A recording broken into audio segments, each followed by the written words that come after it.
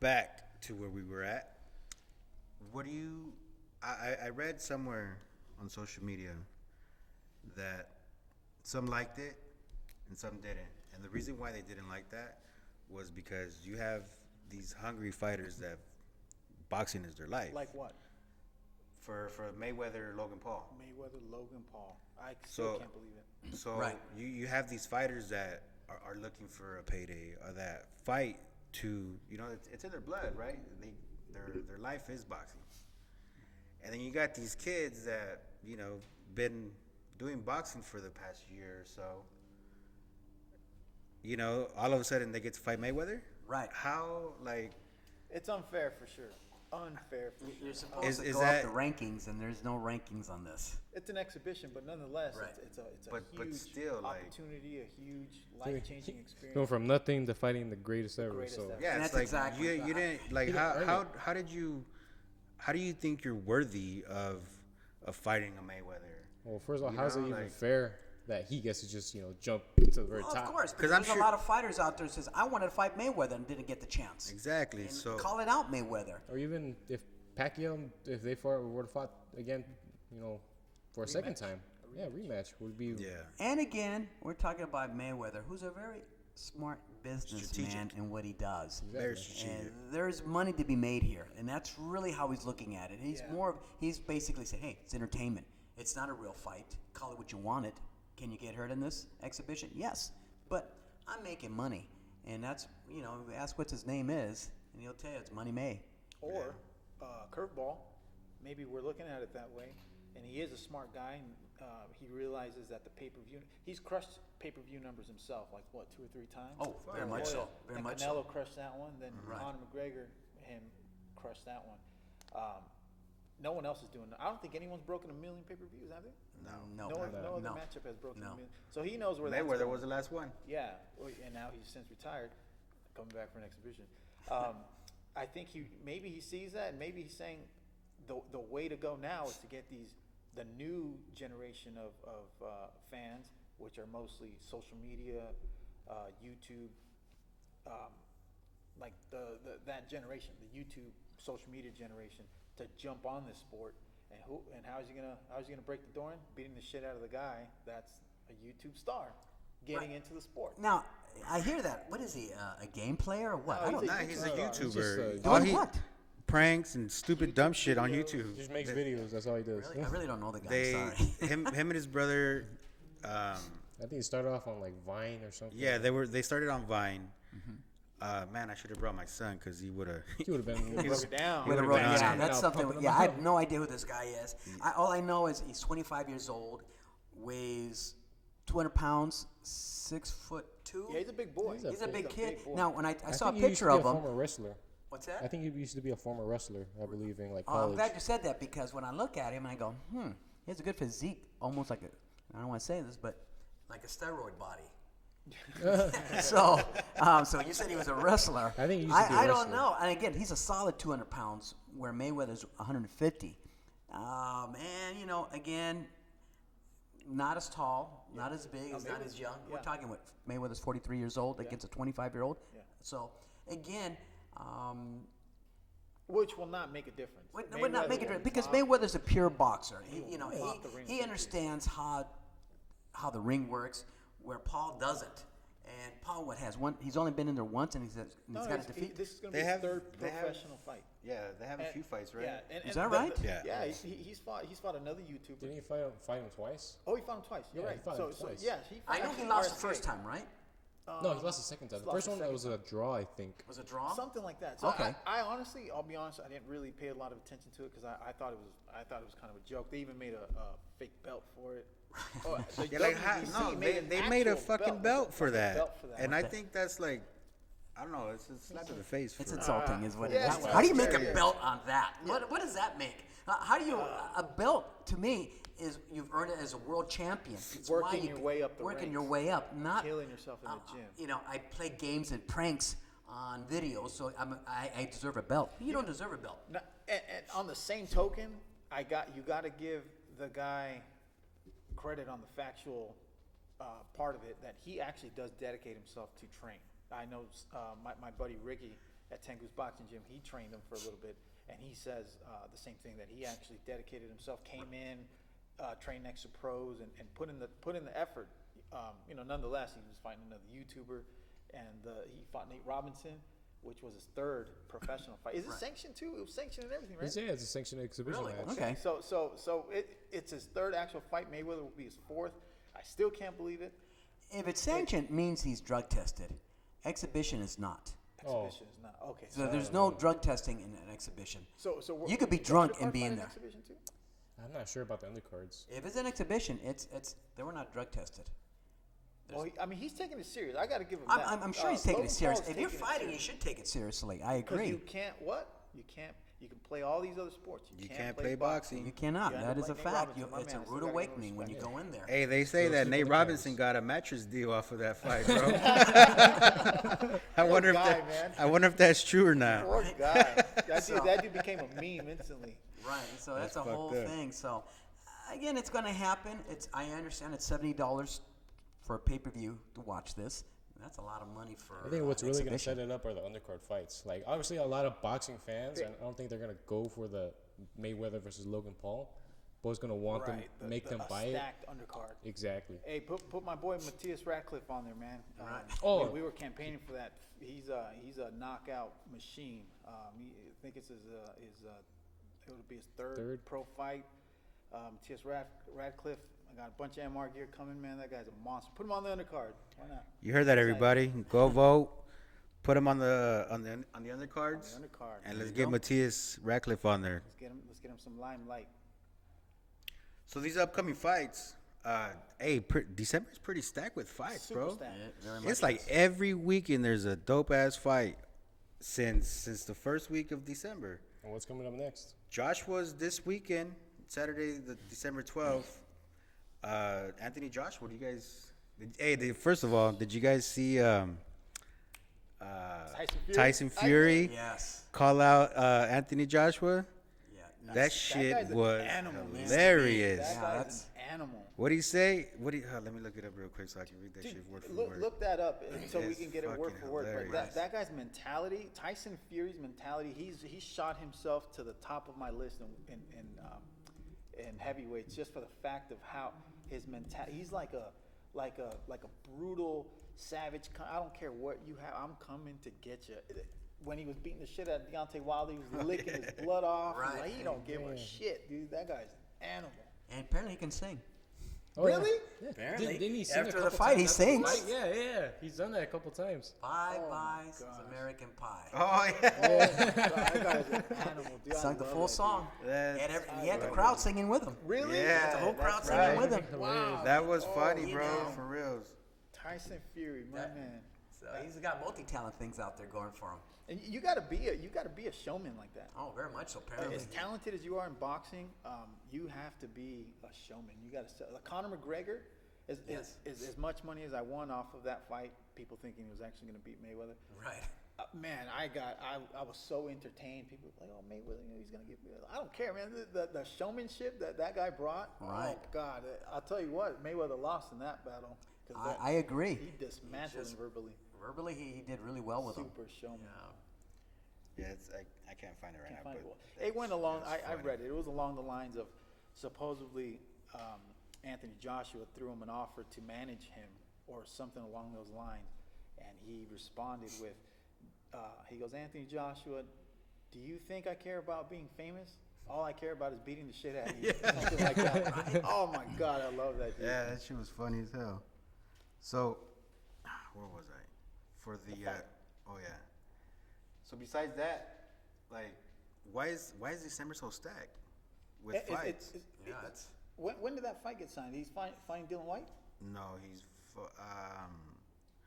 Kubrat Pulev. That's right. That's right.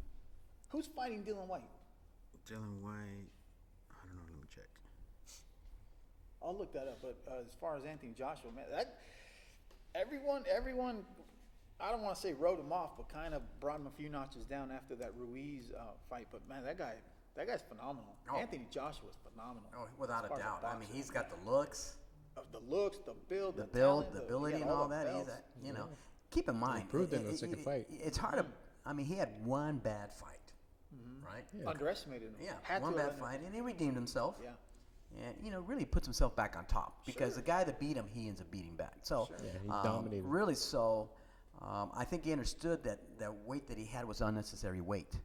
Right. He looks slimmer. And he's slimmer, and Yeah. obviously, it's just, I mean, if he was going for Mr. Universe, he was doing a good job. That guy looked like somebody took a baby, put him in a put him together in a Right. tube and pieced him together as like the perfect boxer. Right. That's what he looks like. That's what he looks like. I For a agree. heavyweight boxer. Perfect heavyweight. So, I mean, he had the smile and everything. So. Everything. The dude was charismatic. And he's a gentleman of a guy. That he Right. took that loss like a freaking gentleman. I'm like, dude, No, he did. So give this guy what he wants. it would be a good fight. I mean, I think he's still he's obviously still the top dog. Yeah. Still obviously the top dog. So that's, I mean, for the heavyweights. So that's- is Tyson Fury. God, Yeah, Tyson Fury's a monster. I mean, well, he's so tall. What is he, 6'9"? He's a huge cat. That guy mean, moves like that a guy's cat. for tall. that Fucking size. hands are huge. This guy's a monster. Those are long. Arms are long. Hell yeah. You know, they were talking about, that the gloves were undersized. Well, no, he has big hands. What do you mean undersized? big-ass human being, that's look what how he tall is. he is. Look how heavy he is. Of course, those 10-ounce gloves are going to look tiny on him. Yeah. So, Every time when the whole buzz thing was going with his fight and Deontay Wilder, I didn't predict a stoppage like that, like a brutal beatdown. No. He did a brutal beatdown. it was, and I think what really happened on that, I mean, with all the excuses that were made, but the fact was it was done by a punch. And again, it was the right hand hit in the earlobe because the ear constantly kept bleeding. And really, from that point, everything. Did they say it was a cut or the inside? Oh, he was bleeding. There was blood coming out of his ear, and that throws your balance off. And since that was there, I think that was the whole thing. It was just that right hand hitting the ear, busting the eardrum, and Wilder wasn't the same. No. And Wilder had no balance, no movement. He didn't look the same after that punch. His equilibrium was off. Very big much time. so. Very much so. Run his fucking Now self. Wilder doesn't want to admit it was to the punch, but excuses for the loss. That's how bad he got beat up. yeah. Hey, I thought his gear was too heavy when he walked to his ring, so it wore out his legs. Oh. Well, that was the first excuse. The guy has like literally four. He has a lot of excuses. The excuse is, That's- you got you got your beat. ass beat. And That's again, it. I believe, again, it was that one good solid punch, the right hand that got All into downhill from there. and it was downhill. Exactly. That's really what it was. A good punch. And from there, he wasn't the same. When I meet up with, I got a good buddy of mine, Ron Bahat. We talk boxing all the time, and he used to call it all the time. He's like, Deontay, he's got that punch, but I think that's all he's got. Yep. He lacks boxing, he lacks a lot of movement. And then when I saw him fight King Kong Ortiz, I'm like, oh, yeah, he's got a point there. He's pretty right. And then he ran into Tyson Fury, and my same friend Ron, he's like, that guy's a big cat. That guy's a cat, man. He's gonna get him. And oh, what a brutal beatdown. Right, it is. I was always talking shit on the Bomber, but he kept beating everybody. And I go, it's hard to talk shit on somebody who knocks everybody out. I think it was Sometimes he just swings for the fences, right? Well, he Like, does, just but swings. that's why I call him Feet the off Bomber. the He has canvas. bombs in his hands, but he ends up pulling the win. In fact, he's the only heavyweight with the most knockouts that any heavyweight out there, and we have a lot of heavyweights, and no one with his record. he had the Mike Tyson thing going on nowhere where he had a lot of the guys already beat mentally. Right. Like, oh, that right hand's coming. I just got to watch Very that right much hand. so. And when you look at it, you go, it's a very simple guy to beat, but nobody was Just doing get out it. of the way. So Joshua's got this fight in the bag? Oh yes, I really do believe though. So I got to be honest. I don't know much about the opponent. I don't know why I thought he was fighting Dylan White. I know he had pulled out from the Ruiz fight, but I thought they were finally redoing it. No disrespect to that, of course. right. And then also, we got Triple G coming up. My man, Triple G. Triple G. How old is he now? He's like what, like 38, maybe. He's getting up there. I know that. He's not a young man anymore. And not the same guy since No. Yeah. I think he took that little beating. My problem is That's he's been it, he taking too also- much time off. He's not been in the limelight. He's just been off. This is a good question for you, Coach. From a coach's perspective, Yes. a lot of fighters don't take the loss right, and they like to blame it on a lot of things, but themselves a lot of times. Some boxers. Right, And right. in this case, Triple G decided it was time, whatever the case was, what he felt it was time for them to part ways with Abel Right, Sanchez. Abel And Abel Sanchez. Sanchez is a solid trainer. Very much so, he is. And Abel was really upset about that. Yeah, Figuring, yeah. wow, you know, I especially, brought you from the bottom up to the top. exactly. I was the one that really put you on the map, and now more money was coming towards him, and none the Abel. Abel's like, you still owe me money. Yeah. And now you're getting paid. Yeah. So I get it. So, But as far as he didn't look the same. He actually looked kind of bad in that first fight back with his new trainer. He did. It wasn't the old, Triple G that you were expecting to see. His performance wasn't really that well. And do you think that's due to the beatings he took? Because he took a nice lesson from Alvarez, from Canelo. Or do you think it's a different camp, a different trainer? What happens is like when you change trainers, you have to rebuild. The trainer's trying to rebuild who he is, and keep in mind the fighter's got to really believe in the trainer, what he's teaching them. Right. They may get along, but doesn't mean you believe in them. Right. Where Abel knew him. Abel knows his good, the bad, and the ugly, and say, hey, you know what? Let's kick this up. And I do agree. When is a good time to change trainers? When things are repetition, same over and over and over, nothing's changing. It's the same thing, and that's what happens to a lot of trainers. You start training them doing the same things over and over, not adding new things to it. Not learning. And without learning, at that caliber, when you're that high, you still got to keep learning and keep changing things up. But does one loss solidify that? No, because it was not really necessarily. Not necessarily. It could be a lot of mix where boxers, again, are very emotional to begin with. People think they're just rock solid. They're emotional. And again, there's things that could get in the way without people knowing. There's family. There's a lifestyle. Right. Or it could be the trainer itself. And it could be you. All that goes into it. Right. It's not like a basketball game where hey, today I'm not having it. I'm not really feeling it. Here, pass the ball on. Boxing, there's no passing. There's none. If you're having a bad day, the ring's going to tell you that. It's Yeah. going to show it. Oh, yeah. Not like like a team sport. So again, it could be the next fight to see from there. You really take it from there and say, all right, I didn't take this fight seriously. There's a lot of excuses that could be in there. There's always excuses. What's legit and what's not. Yeah. Not. But we know he changed trainers. But he really, like I said, it's a learning step between the trainer and the fighter, meaning because you really don't get to know each other when you're inside the ring and giving out orders in the corner and feeling, okay, I believe in you, what you're telling me. Okay, I got it. Or, no, my other coach would have said this for me. That happens a lot.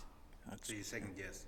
Very much so. All of a sudden you're like, I don't think you know me as well as my trainer knows me. So you usually start out slow and work your way into it, and so that you both can have a bond and knowing that your coach has your back the whole time. Yeah. Instead of just being there just to show up, say, oh, I got Triple G. I'm happy to be here. Right. And then finding out you don't have my back.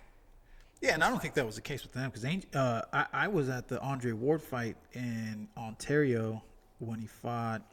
Who did he fight? La Bomba. And no one really knew Triple G back then unless you were super boxing fan. And Abel was there, and I knew who Abel was, and he was there with his big Triple G on his hat. He represented Triple G from the start, and he built him up. So I don't know. I kind of found it shocking that he switched trainers after that. I mean, a loss to Alvarez is not a bad thing per se. No. And they had a great fight. That first fight was good. Abel, because Triple G hits hard. He's Yeah. a hard-hitting guy, and it really a lot of it has to do with because of your coaching. Can you handle the mitts with him? Abel's a big man. Yeah, He's a solid, tall guy. When I looked at Abel, like, ooh, you're tall for a Mexican. Is he tall? Oh, he's very tall. Really? He's very tall for a Mexican. And he's a big dude, right? He's a big guy altogether. So I go, well, I can see working with a mitts that you can hold him back. Yeah.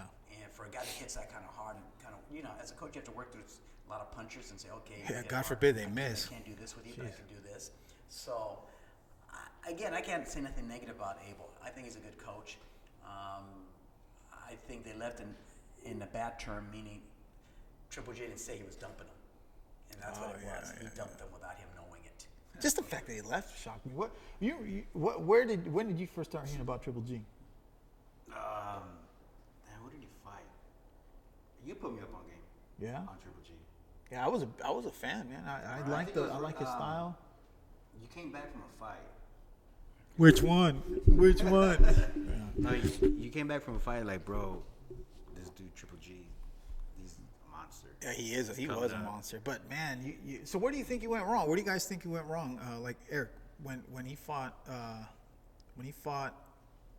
Canelo the second time, where did he go wrong? I don't feel like just the fact that Canelo was backing him up, like he let him take almost control of the fight, Right. and he kind of just let him steer where it was going, what was going to go on, and I feel like he could have changed his game a little bit. I feel like he stuck to the same game plan, And he wouldn't change it, right? Yeah, Canelo instead yeah. of backing up and waiting for Triple G to walk him down, he came right at him. Right at him. And you're right, because Abel and Triple G said, well, the first fight was a draw. If he would have stuck there and banged it out, we would have got him. And they came the second time, stuck there and banged it out. And I don't think they expected that. Probably not, but for me, I mean, obviously when you saw Canelo, he was a lot better. Yeah, Because the first fight, he did a lot of running. Yeah. He did not fight. He was backpedaling the whole time. Right. This time, he was much further. But at the same time, I didn't feel that he won that fight either. Who, Canelo? Canelo. Oh, really? No, I didn't feel that. I felt the same way. I didn't think he won that fight. No, I think Canelo took that fight. I think The second one. the second one. Yeah, not the the second first one. one. First No, one, I'm talking about the second Oh, fight. yeah. I'm talking about the second fight. If you look at that fight, again, Canelo fought this time. Yeah. The first fight, he did not fight. Didn't deserve a draw. He did not. This time he knew, you know what? I need a fight. But again, Triple G was that much better. Believe it or not. It's just what people are not, they go, well, the first fight, he wasn't fighting. He fought the second time. Yeah. He made it more competitive. Not enough to win. Not enough to win the Really? fight. That's when you look at that fight, I said, okay, you're fighting. You're standing there more and more toe to toe with him. But again, the cleaner punches were Triple G. And again, Triple G was pushing him back. He just fought better. The thing is, people are misled. When I say misled, they go, yeah, the first fight, yeah, he didn't fight. But he fought on this one, so he won. Yeah. No. You did fight, but you didn't win. Interesting. And it really, so when you look at that fight carefully, you can see it was more competitive, but I still edge Triple G. I've got to watch it again, because I'd watch it twice. I'm like, no, Yeah, Canelo watch the took fight that. when you see, you're right. If anyone has their input, drop a comment. Yeah, I'd exactly. I'd like to see. I would say Triple G won that fight, and I could, Triple G was like insulted by it, like, what does it take for me to win this fight? Because I lost the minute I walked in. I definitely dominated the first fight. To give it a draw, that's an insult. To come back to this fight where I fought better as well, and I still lost. And Triple G was like, I can't win with this guy no matter what. I have to literally knock him down to Knock him out. well, even a knockdown. When I tell people about fighting, everybody wants a knockout, but forget it. Yeah. Don't chase something that's not there. Yeah. What you want to chase is a knockdown. That's easier than a knockout. If you can knock your opponent down, it's a guarantee that you won that round. The more knockdowns you get, the more points you get. It's a point system. Yeah. It's a 10-must point system. It's not a knockout system. Right. So when you understand a point system is I have to keep my 10 and give him the 9 or an 8. And so as a coach or in a corner keeps points and says, hey, you won that point. Or that point might have been even, so they could possibly give it to the other opponent. And that's what really, when you're judging, you're doing a point system. Yeah. What erases a point system? A knockout. Yeah. So that is something comes later, not beforehand. You go, hey, I make sure first round I got 10 points, second round I got 10 points, third I got 10 points. I'm thinking I'm behind. I have to knock him down. I can't stand in front of him. I got to get to the side of him and knock him down. I want to put him on his heels, and that way I'll know. I insured myself. I knocked you down. There. I know this round is mine. Yeah. And that's you have as a fighter. You got to play your math game in here. Right. Don't get lost and don't even know what round is it. Well, you're in this round, so do you know what your point system is? No. You've been losing. So you got to understand that. You have to really sit there and play the point system. That way, when it goes to the judges, and you can say, hey, we're behind the points, or we're ahead of the points, or we're even on the points, because there's no knockout came in. The knockout erases everything. Yeah. But if it doesn't show up, it's always a point system. Point system, yeah. And people don't understand that when I ask judges, why did this guy has this point, this judge gave him that point, and the other one had. three different cards with three different scores because they all had three different angles.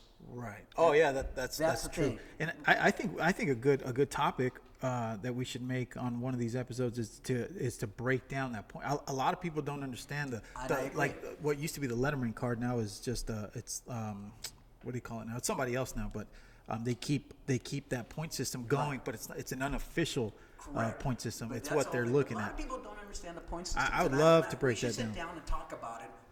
How a point becomes a point. Yep. What doesn't become a point. Because you can win on points on defense alone. Meaning what? I didn't throw one punch in this round, but I dictated the ring. Right. I controlled Ring the generalship, Even yeah. though I didn't throw a punch, but I was in your face without you hitting me. And you can actually win the fight there, making the guy look like a fool. Yeah. And just Hence- because the guy's swinging doesn't mean he's winning the fight. Right. And that's understanding where they go, oh, I like your style. You That control the ring. and that's where Mayweather gets a lot of criticism because he slips and Right. dodges a ton of punches. It makes you pay for every mistake, and a lot of people don't see. They just see the punches being thrown, Right. landing on an elbow or slipping off his shoulder. That is a good topic to talk about, Yeah. and I look at people kind of chime in about it and ask questions about it and understand it's a point system, not a knockout system. And I would, man, if possible, I'd love to get Jamel Charlo on here on a Zoom or something and have him describe how he doesn't rely on a point system. It's a knockout system. It's true. He says that, Jamal And I Charlo get that. I and get Jamel, that. Jamel I and get that. Jamal. Now when you're young and strong, you can back it up. When you're older, it doesn't Yeah, work yeah, that of way. course, Does of that course, make yeah, sense? yeah, So well, those that's- Charlos are that's a young- monsters, that's you a know, young lions only. lion talking. I get it. I totally get the young lion. Yeah. But sometimes I tell them eventually I go, that works for a short time. Meaning what? As time goes by, your opponents are getting better and they're understanding how you fight. Yeah. And they don't sit there and let you hit them. They Right. avoid you, and all of a sudden you're like, it's no longer a KO. Right now, It's a now point you're chasing. system. That's what you talk about, chasing It's the a KO. point system. Yeah, And exactly. there you go. You're wrong. Unless you don't know how to cut the ring, you're in trouble. Right. And that's where the footwork comes in. But you know what? Let's talk about that on a later date. Yeah, let's where break we that do a down good next subject time. on that. So Back to your question, is when I got into Triple G, is when he fought David Lemieux. David Lemieux, that was that's a good right. fight, man. Yeah, That yeah. shit. With that was- jab, just keep popping with that jab. Him not that- miss with that from, jab. From that day forward, I was like, this dude is badass. Because prior to that, he fought at the StubHub Center. And I yes, think that he went to that fight when he knocked out what's his name, Rubio, Marco Antonio Rubio, Marco Antonio Rubio. Yeah. where he and that's when I think that's when you like, dude, like this dude is the next big thing right here. Yeah, he was buzzing, man, and until he fought Canelo. But then again, I also like I said before, I was I was skeptical of Canelo at first because they he wasn't making weight. He was Right. paying people to for the weight clause or whatever. He was having difficulty and I know he was short to move up to a higher weight class or whatnot. And then he was fighting like when he fought what's that guy Kirkland. yes. It wasn't the same, the real Kirkland. No, He was it missing wasn't at his all. trainer, and people don't see that. So the general public, and this is hence why we started the this podcast, is to kind of inform everyone. People just they show up for the fight, and they just see Canelo knock out Kirkland. Not taking anything away from Canelo, he's proven himself over and over and over, but they don't see that. There are plenty of times he couldn't make weight. He had to pay a guy, Angulo. Yep. Better, he paid him like I don't know, like Right. $500,000, $700,000 because he couldn't make the weight. No, right now what he's fighting right now, 168. Oh God, I That know. is considered a super Sheesh. middleweight. Yeah, super middleweight. 168 pounds that he. Well, kind of wrapping it up on time. Yeah, that'll wrap it up. Canelo and Colin Smith, December 19th. Yeah, we'll be talking about that. And Nonito Donaire, I want to see how he comes back from his previous fights. Oh, He's poor fighting guy. also Well, we'll on see the, that. on the 19th. All righty. Triple G on December 18th. What's the and next? What's the next one? Joshua's tomorrow. Joshua tomorrow. I mean the 12th. The 12th. On Saturday. All right. So we'll be back. We want to thank everybody for tuning in to our first episode. The Boxing Club. We are the Boxing Club, and until next time, guys. All right, signing out. Thanks, guys. See you later.